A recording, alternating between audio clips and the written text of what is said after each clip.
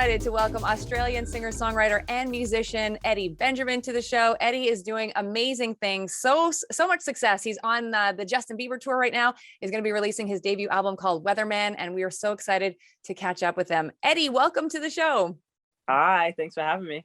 I'm so excited. I have so many questions for you. So many questions. So first of all, I'm intrigued by the fact that it seems like you were like a musical phenom at a young age. Like, when did you start playing instruments? Wow, that's a good question. Honestly, pretty late. I was about 12 or 13. I got my first guitar on my 11th birthday, and I was like, this is boring and high-pitched and annoying. And then I saw Prince play live, and he like slapped the bass. I was like, whoa, Dad, I know I just asked you for a guitar, but can I get a bass? He was like, oh my gosh, okay. So I think like 12 or 13 I started playing, but it was intense. It was a lot of hours a day from that day till right now.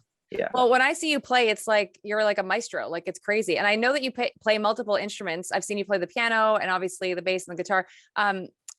Do you have an instrument that speaks to your soul the most? Like, which one is your favorite? Bass is definitely my favorite. I'm definitely a better bass player than, I wouldn't even say I play the other instruments. Like, I don't know. I can play what I hear on pretty much any instrument, especially strings. I can always play what I hear, but like the bass is definitely definitely a part of me. Amazing. Now, was your family super supportive right off the hop? Because I know your dad is a musician or was a musician, and your mom was into the arts as well. But were they supportive of seeing their son heading in this direction? Absolutely. And I didn't give them a choice. I didn't. They honestly, they were never pushy. They didn't push me in any direction. And I think it's really hard. I really did zero schoolwork. I was focused on music. Like, I knew exactly what I wanted to do. So I think getting like really terrible grades, oh my God, my kid's in his, like, he's practiced, like, what's happening? But like, I think they kind of knew and just trusted me because, I'd show them, I'd be like, guys, what do you think? And they'd be like, you know what?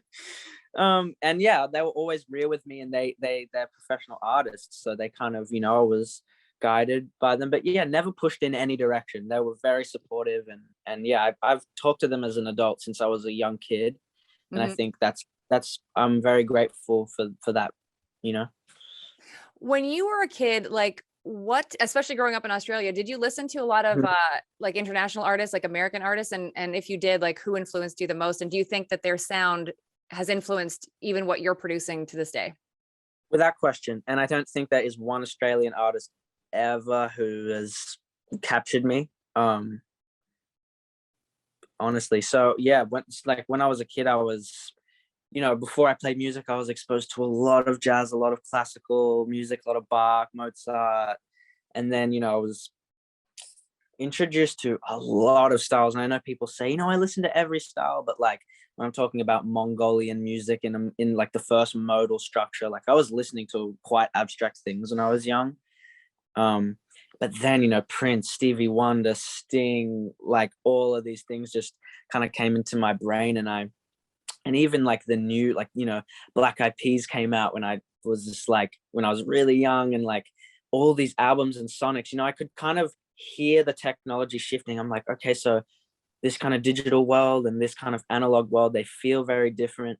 They make me feel very different. And just like, and then, okay, I'm writing kind of string arrangement for orchestras, or like, practicing a Bach kind of vibe, or now I'm playing jazz. So like, I kind of wanted to really be able to hold music in my hand.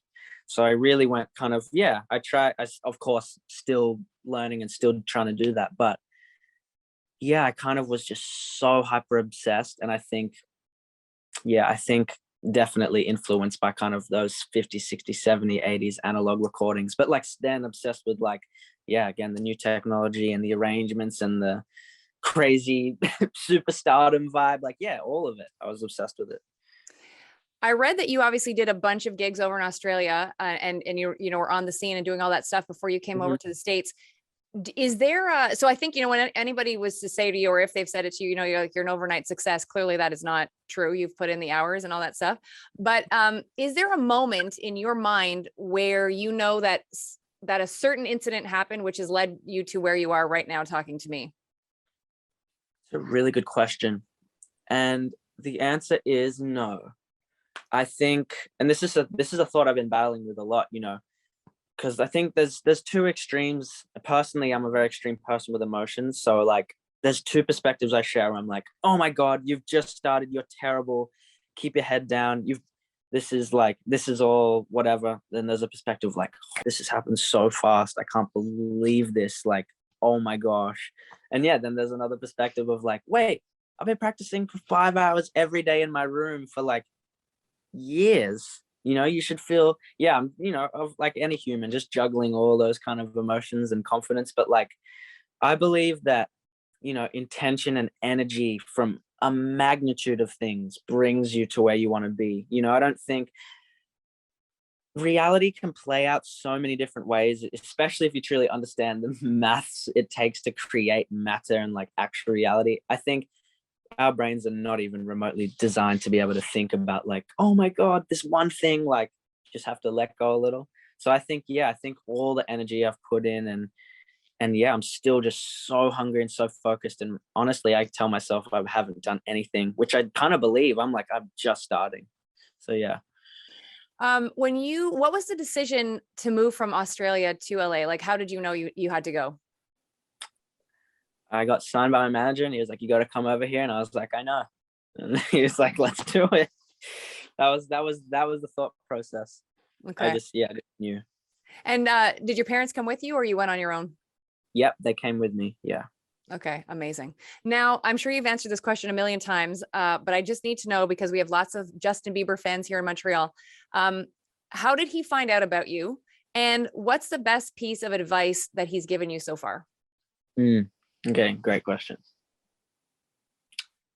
So it was I'll give you the full story because it's pretty funny. So I had just moved to LA. I'm 2 weeks in. I'm practicing my bass in the morning, obviously. Like actually, like really practicing scales. And Maddie, my girlfriend, she Tamula Shaw, she's like, hey, Haley just texted me. Justin wants to talk to you. And I have no idea what she's talking about. I'm like, I don't know who Haley is. Is this your friend? Like, is this an uncle? Like, yeah, I have no idea what you're talking about. And then she showed me the DM. I'm like, oh, that group of lovely people. Okay, so I was very like honestly a little confused and just like walked out to the lounge room. I was like, okay, and then I was actually, I was skating outside and just catching my breath, and my phone rang. It was a Canadian number, Nice. and yeah, so that was kind of that little moment, and yeah, he's such a beautiful person and such a loving friend, and yeah, really cares about the right things, and you can tell he just wants to protect, and he's been through the ringer, as we know. This industry, he's been through everything this world has to offer in terms of like, the music world. And yeah, instantly kind of through that phone call, like we just had having conversations and about, how to deal with all this and all, the things he thought that might be coming my way. And I think one of the biggest things that I still consciously think about is just keeping that tight core circle close to you. I think there's so much sound that goes on around this, and yeah, again, I think that's the biggest thing he's told me is just like, your core, you got to keep it tight, you got to be aware of all these things, and being a leader of kind of your camp and these things, comes with a lot of responsibility, and honestly just getting the time to be with him and seeing how he conducts himself as a leader. There's 30 trucks on this tour, and he's humble and guiding, and I think, yeah, it's amazing to see and learn off him for sure. When you finish your set, like for opening for him, and you head backstage, do you then notice, no matter, I know you've only been on the tour for like a few dates so far, but do you notice like thousands more people starting to follow you now on social media because you're getting exposure? I mean, yeah, absolutely. There's like, I mean, I definitely don't see like everything, but I definitely like I don't know, my Instagram's being a little weird. Sometimes I can't see my tag, but like absolutely I see so many messages like, what's this song? I'm playing a lot of unreleased music. Okay. And just like, yeah, building a little bit of culture of that is so fun. But like absolutely, like his fans are amazing every night. They're so excited, and I think it's so funny. I'm going, like, no one knows me, I'm going out there, and it's just like the Believers are amazing. Honestly, it's a really, really positive energy. Everyone on the tour, and yeah, definitely getting used to and handling the feeling of more attention for sure. Amazing.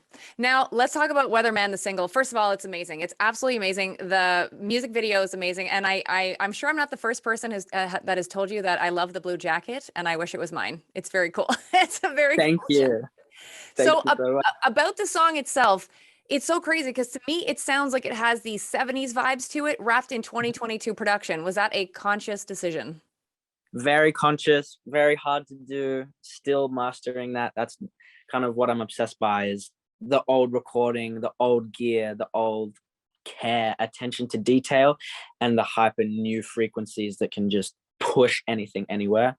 And yeah, my soul collaborator Kid Culture, who made the entire album with me and this song, just me and him, we spend a lot of time in that kind of sound design department and really want to crack onto something new, because quite frankly, we think everything sounds pretty similar at the moment. And yeah, we want to break through and push through and bring something new to the table. When it comes to the debut album, because this is the first time you're ever going to get to release your debut album. Mm-hmm. So how do you feel about that? Like, is it your extreme like baby, and are you excited to push it out, or are you nervous a little bit yet about releasing it to the fans? Honestly, I think the climate is so different in terms of what albums mean, especially with how many people have the 24 song albums, which I am not a fan of personally. I think that's ridiculous. I don't my brain can't handle that amount of repetitiveness, because a lot of those albums sound like ideas with a mix on it. So I'm really focused in kind of, these 7 songs are core experiences to me. They kind of changed my life. So I'm very, intentional about those things. But, I think I'm already working on my next album. I'm just always moving. And, this is a 7-song album. It's not like I'm showing my entire musical, everything. And I'm aware of that. But, I'm going to die one day. Eddie, you're awesome. Is there somebody right now in top 40 land that you would love to collaborate with, whether that's a producer or another artist? Like, would you like to do a Beyonce song? Wow, that's such a great question. Like, being able to work with quite a few top 40 artists and just observing them and is like definitely amazing. I mean, there's definitely some goats Beyonce is insane. But honestly, like, I'm not too obsessed with like singing with a bunch of people. I never really look for that. Like the collaborations, especially on my songs, like I'm very like I have to feel that with that person, and I think that's more of an inhuman thing. Yeah, I collaborate with a few people, but I'm also like with my albums, I'm a little more specific. I'm a little more hidden. I'm a little more, yeah, kind of more cautious with it. So I'm definitely like I have to really feel that connection for sure. Now, knowing that you're obviously like a super talented songwriter and a musician, and now you're getting to go out on stage, is there a Mm. favorite element to what you do? Like, are you loving being on stage more, or are you like a studio rat? That's a really good question. Wow, I love this. Because I've been thinking about this, because I think I'm a performer. I'm not a musician who goes on stage. Like I'm really like I'm here to entertain, and like that's kind of who I am as a core. So honestly, like I've been in the studio for 4 years without doing a show. I grew up playing in jazz bars. Like I just needed to play. That's what I wanted to do. So like going out on stage and feeling that energy is like I remembered, that's what I do. That's kind of who I am. I'm a performer. But then this whole nother side of me is developed where it's like if I'm having a really hard day, the thing that gets me through is listening to this next album that I'm working on and writing a string part for it, writing melodies, or just the concept will help me through the day. So like, I think, it's just all mixing, matching, but I think like getting on stage again was just amazing. And I had a great moment, honestly. The first tour date, I went on, no one knew like what was going to happen, went up, played there. And right after, Justin was like, oh my gosh, bro, you're an entertainer, and just kind of hearing that and like doing that, then seeing him play, it's like, this is why we do this. Like, of course, I say that to say, because we've all been locked in our houses for 2 years, and like just remembering that, seeing him, everything playing is like, yeah, it's definitely what I want to do. Why I chose to do this. Do you find now that, because like you mentioned earlier about Justin needing to be a leader for his team, especially with 30 trucks on the road, like there's a lot of people that are employed by the man. Do you start to view yourself now? Because I sense from you, obviously, that you're like an artist, right? Like you're an artist, that's who you are. Are you learning to be a businessman? Absolutely. I've actually never spoken remotely anything about this in an interview, but yeah, I'm extremely conscious about the things that go on. That being said, I've spent a lot of time, building a team, and even a financial team. I'm very specific about that stuff. It's really important, and being able to talk to people who have been through hell in this industry and been in really crazy business situations that just sound soul crushing. I've really put a lot of time in and built a lot of trust with kind of people who communicate very clearly with me, and that business side is like, yeah, very comfortable. So I'm able to focus on just being me, just creating, just flowing. But like, yeah, definitely business conscious for sure. Who is the coolest person in your phone apart from your family, friends, and Justin Bieber? Oh my god. Oh my gosh, I have no idea. What's cool? Like some people would think most Instagram followers is cool, but that's not what I think is cool. Like, I don't know. I've met some really interesting people. I might not. Can I answer that next time I come on the show? Because I do want to come back. Of course. And last question, do you have a message for your Montreal fans who I don't think you've met yet, but we're looking forward to you coming here? I am so excited to come to Montreal. I've actually really wanted to just go and visit, and I'm excited to go there with the locals. And I have some friends out there, and I'm ready to scream with all of you on my set. Then I'm going to come out and scream to Justin's set. It's going to be very fun. Eddie, it has been an absolute pleasure to meet you. I wish you all the success in the world, and I hope we get to meet in person one day. Absolutely. Thank you so much. I appreciate your time. Hey, it's Kelly. Thank you so much for hanging out and watching and listening to our interviews. We always appreciate your time. Please make sure to follow us on our YouTube channel, and also hit up our website so that you can subscribe to our newsletter so you are always up to date with everything that we have got going on with the show. KellyAlexanderShow.com/subscribe.